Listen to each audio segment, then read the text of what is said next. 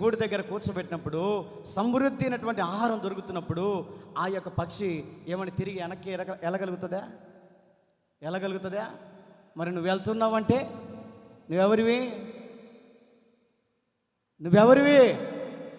గూడి లేని పక్షితో సమానం. నీకు సొంత ఇంట్లో దేవుడు స్థానాన్ని కల్పిస్తుంటే, దేవుడు నీకు సొంత మందిరములో దేవుడు నీకు స్థానం ఇస్తుంటే వాటిని నువ్వు కాళ్ళదనుకొని వెళ్ళిపోతున్నావంటే నువ్వెవరివంటే గూడి లేని పక్షితో సమానం.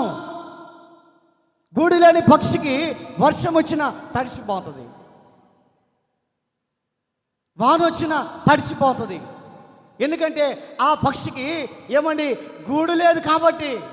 అదే గూడున్న పక్షి అనుకోండి, వర్షం వచ్చింది అనుకోండి, రోవున వచ్చి ఆ గూట్లో దాక్కుంటుంది. అవునా కదా?